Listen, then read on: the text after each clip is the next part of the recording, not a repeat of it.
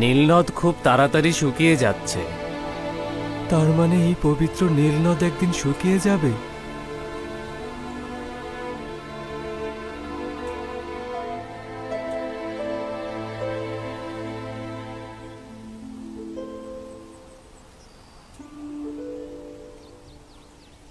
বানু, বানু, বানু,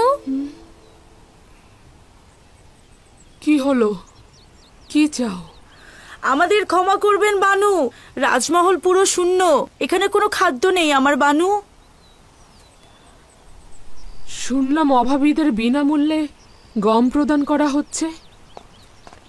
আমরা কি অভাবী নই?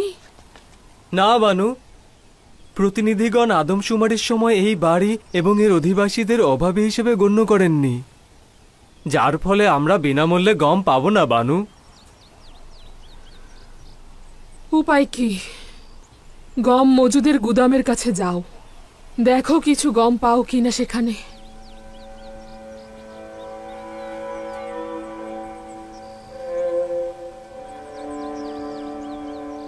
আমি আর তোমা যাচ্ছি, সম্ভবত কিছু গম পেতে পারি। আমি যদিও কোনো আশা দেখতে পাচ্ছি না, তবু একবার চেষ্টা করা যেতে পারে। আচ্ছা, হুইয়ার তোমাদের সঙ্গে যাক, আমি আর মালি রাজমহলে থাকি। হ্যাঁ, রাজমহল একা রেখে যাওয়া ঠিক হবে না, কয়েকটা বস্তা নিয়ে যাওয়া দরকার। চলো গম বন্টনের গুদামের কাছে যাই। হ্যাঁ, চলো।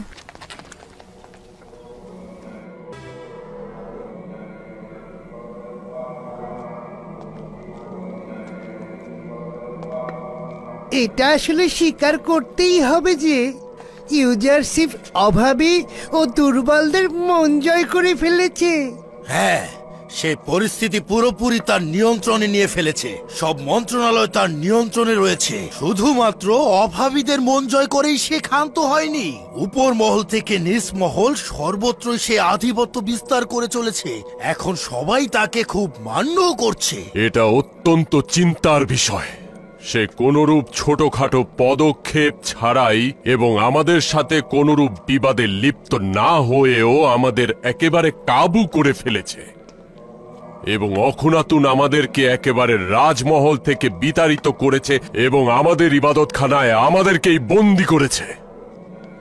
এমনকি বানুতিকেও রাজমহলে নজরবন্দি করে রাখা হয়েছে। অসংখ্য সাধারণ মানুষকে ইবাদতখানা থেকে দূরে সরিয়ে ফেলা হয়েছে।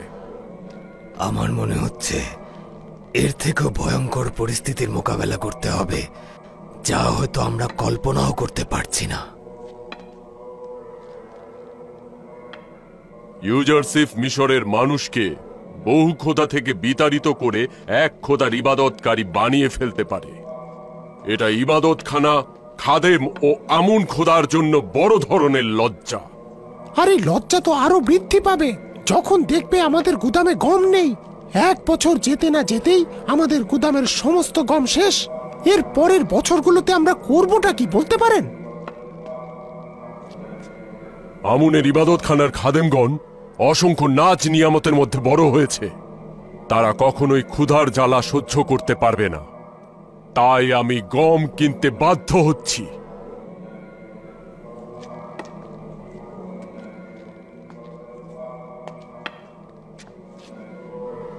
হে মহান আমুন, হে মহান আমুন, ইউজারশিপের সঙ্গে যুদ্ধে ইবাদতখানার খেদমতগার ও খাদেমদের আপনি সহযোগিতা করুন। আপনি আমাদের সাহায্য করুন।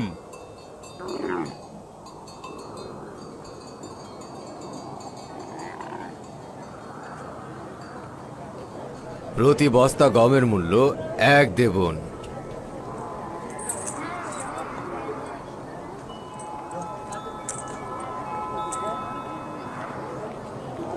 $30 দেবন। যাও ওদিকে, মেন ফেলমুন 30 বস্তা। যাও, পরের জন এসো। প্রতি বস্তা গমের জন্য 3 দেবন।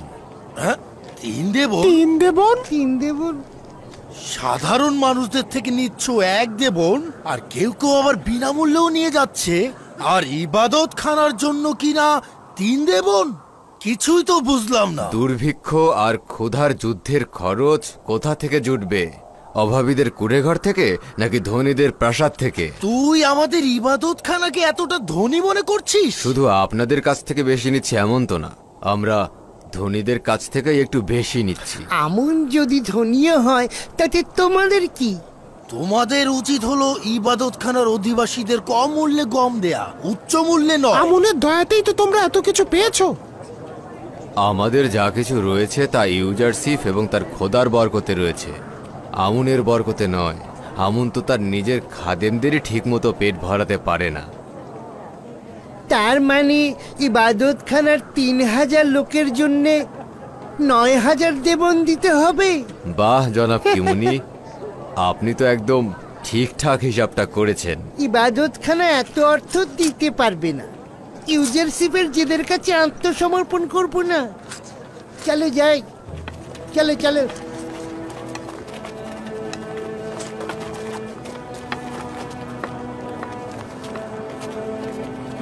পরের জন, কি হলো? সামনে আসছো না কেন?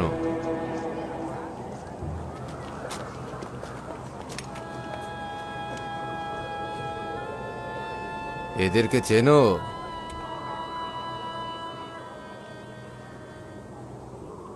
না, চিনি না। নাম ঠিকানা বলো। হুইয়ার, পিতার নাম হুদেদেহ। তিওমেনি, পিতার নাম বেনেজি। তমা, পিতার নাম তেবাতমা। তোমাদের নাম তো এখানে নেই। তোমরা কি কারো গোলাম বা কারো দপ্তরে আছো এরকম? জি জনাব, আমরা জনাব পুতিফার এবং বানু জুলেখার রাজমহলের খাদেম। আমি ক্ষমা প্রার্থী, তোমাদের জন্য গম কেবল তোমার মালিকই নিতে পারবে, তোমাদের দিতে পারছি না। আমাদের মালিকও অভাবী, তা না হলে আমাদের এখানে পাঠাতেন না। আমাদের বিশ্বাস করে একবার গম দিন, আমরা কথা দিচ্ছি যে আমরা আর আসবো না।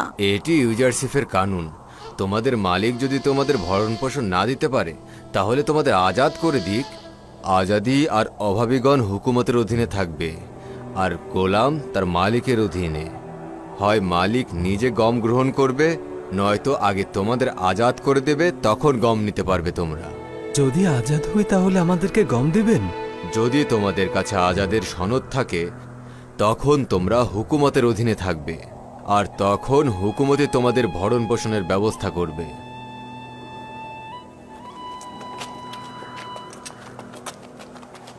একটু দাঁড়াও, এদিকে এসো।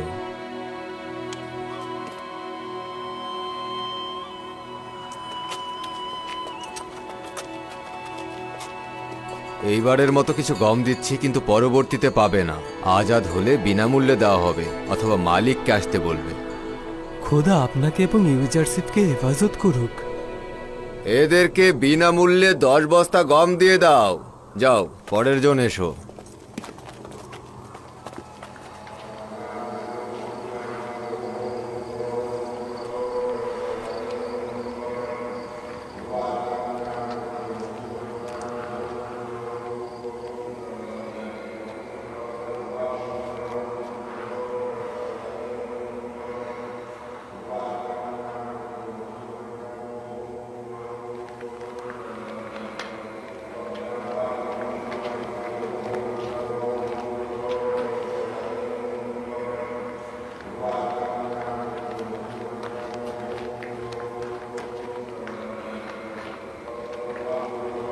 মানুষের আর আগের মতো আমুনের প্রতি জোরালো ঈমান নেই।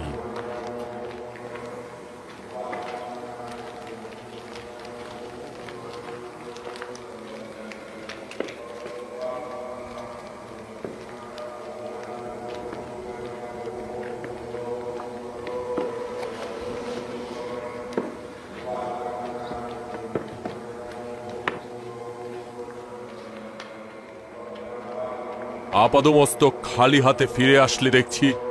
ইউজারশিপ আদেশ করেছেন যে ইবাদতখানার খাদেমদের নিকট 3 গুণ বেশি মূল্যে গম বিক্রি করতে। জনগণের সামনে তারা আমাদের উপহাস করলো, আমাদেরকে নিয়ে হাসছিল। কি দিন এলো, সোনার চেয়ে এখন গমের দাম বেশি, ভাবা যায়?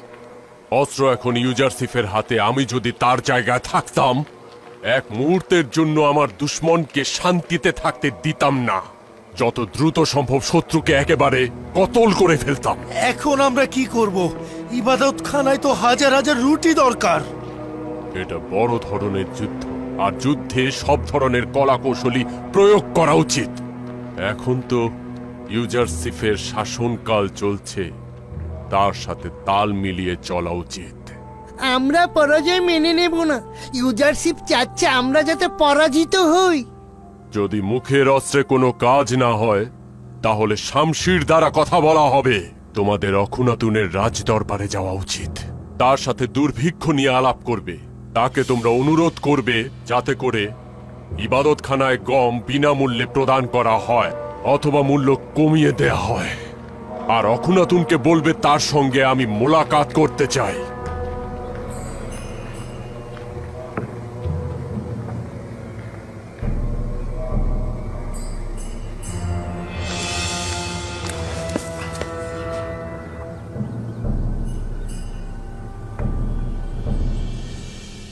মাত্র এইটুকু?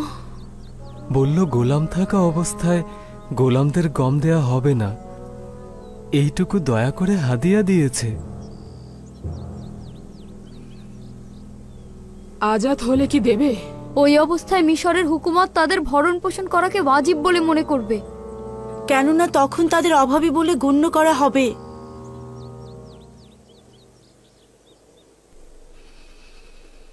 আমার সঙ্গে এসো সবাই। আমি মালিকে ডেকে নিয়ে আসছি।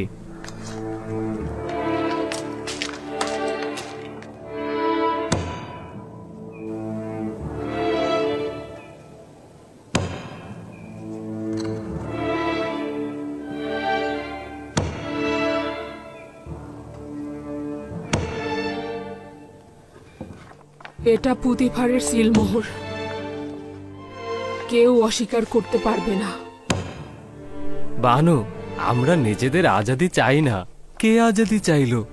আমরা কেবলমাত্র প্রতিনিধিগণ যা বলেছে তাই বলেছি। কারো করুণা আমার দরকার নেই, তোমরা আজাদ। আমি চাই না তোমাদের সারা জীবন এই দুঃখী মহলে কাটুক। চলে যাও, আজ থেকে তোমরা আজাদ।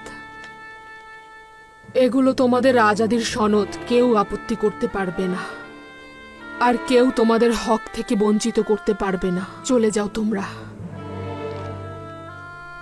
কিন্তু আমরা তো আপনাকে ত্যাগ করতে চাই না বানু। আপনার আমাদের প্রতি হক রয়েছে, কিভাবে আপনাকে আমরা ত্যাগ করব?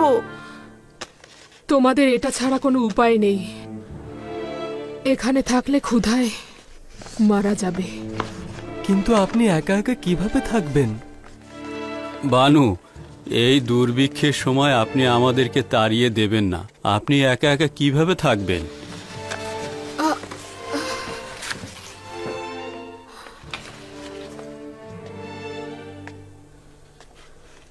এখনো রাজমহলে অনেক মূল্যবান জিনিস রয়েছে, সেগুলো বিক্রি করে গম কিনতে পারবো আমি। আমার গম মজুত নেই, তাতেও কোনো সমস্যা হবে না। আমাকে নিয়ে ভাবতে হবে না তোমাদের। চলে যাও।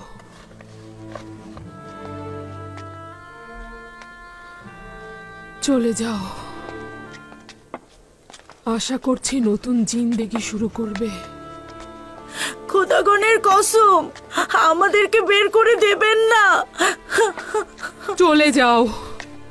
জুলেখার রাজমহলের এই দুঃখ কষ্ট থেকে নাজাত পাবে। বানু, আমরা আপনার বান্দা, কিভাবে আমরা নিজেদের মালিককে একা ফেলে চলে যাব? মাঝে মাঝে আমাকে স্মরণ করবে।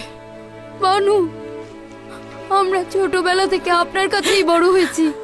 আমরা এখন কি করে আপনাকে ছেড়ে যাব? আমার দিল তোমাদের জন্য ছটফট করবে।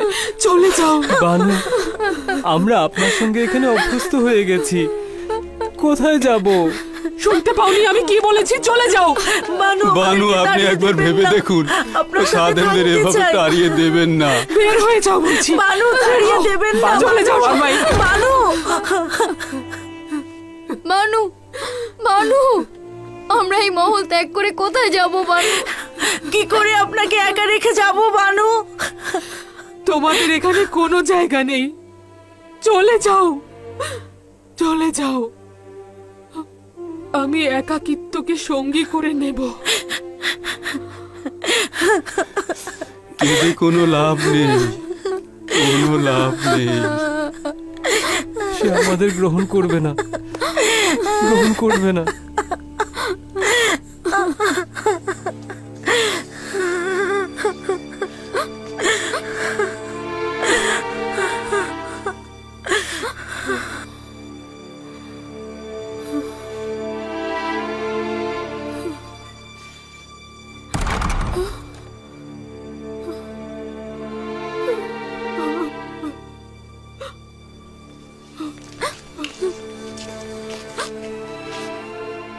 তার মানে চলে যাব? দেখলেই তো, সে আর আমাদেরকে চায় না, চায় না।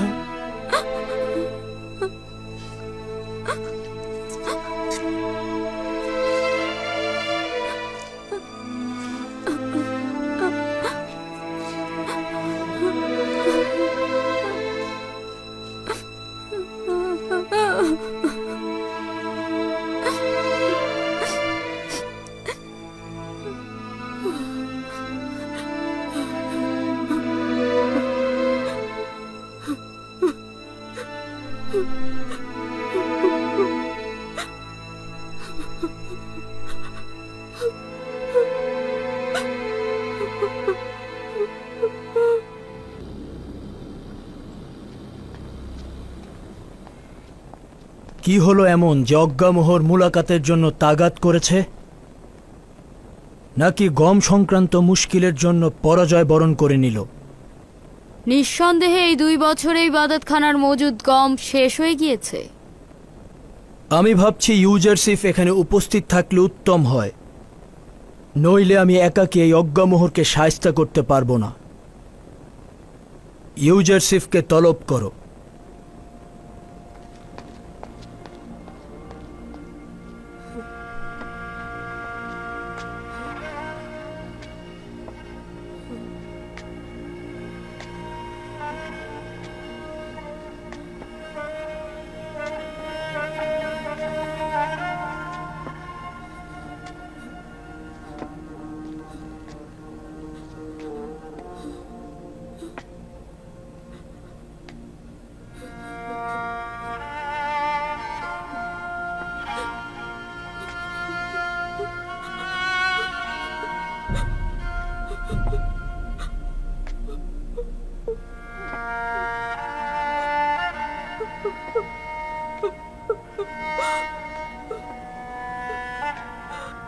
ইউজারসিফ!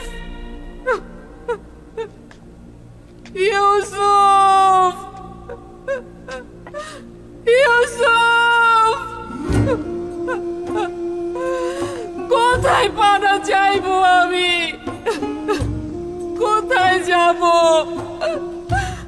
এই দৃষ্টিহীন চোখ নিয়ে কোথায় যাব আমি?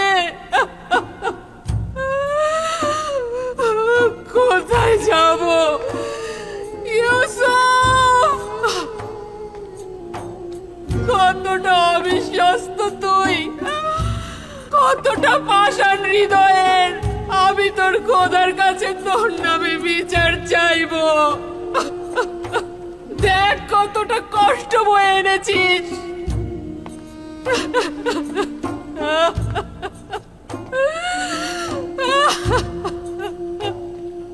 আমি এই প্রেতাত্মাদের রাজমহলে ভয় পাচ্ছি, ভয় পাচ্ছি। আমি কোথায় যাব? কার কাছে সাহায্য চাইব? এটা পুরুষত্ব নয়, এটা প্রেমিকের আচরণ নয়। একাকিত্ব আর নির্জনতা কতদিন পর্যন্ত সহ্য করব? তোর পক্ষ থেকে অবিশ্বস্ততা কতদিন অবিচল রইবে? আর কত কাঁদতে হবে আমাকে? তোর বিচ্ছেদ আর কত সহ্য করব? আর কত প্রতীক্ষা করব? আমার চোখ তো আর দেখছে না। কিন্তু তুমি অপরাধী না, অপরাধী না, তোর কোনো অপরাধ নেই।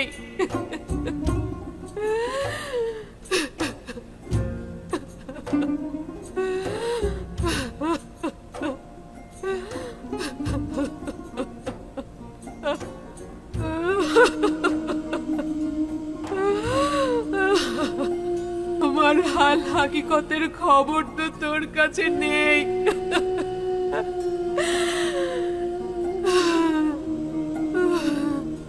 যদি জেনেও খবর না নিতি তাহলে অপরাধী হতি, কিন্তু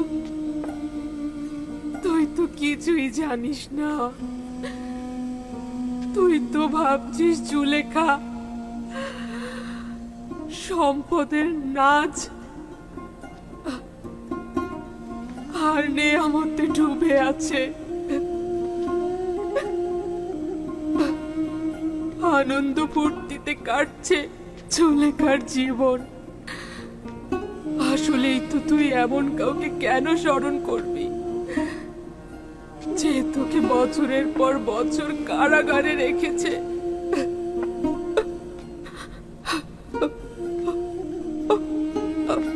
আমার জন্য এটাই তো যথেষ্ট যে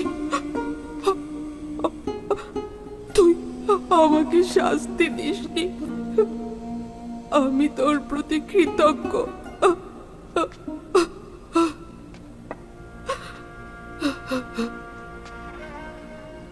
তোকে এত ঘৃণা করেছি আর অপমান করেছি আমি, তারপরও কোনো শাস্তি দিসনি আমাকে। কিন্তু এর থেকে বড় শাস্তি আর কি হতে পারে? আমার শুধু এটাই চাওয়া যে সকল বিপদ হতে, সকল দুশ্মনের হাত থেকে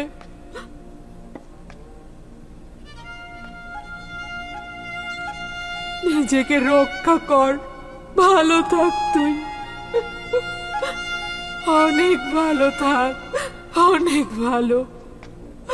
সবার ভালোবাসা অক্ষুণ্ণ থাক তোর উপর। জুলেখা নিরাশ হচ্ছে না, নিজেকে বিরহের অনলে অর্পণ করেছি। বাকি জীবনটা বিরহে কেটে যাবে। তোর প্রতীক্ষা করে করে বাকিটা সময় কাটবে আমার। প্রতীক্ষার প্রহর কেটে যাবে, এভাবেই কেটে যাবে আমার জীবন।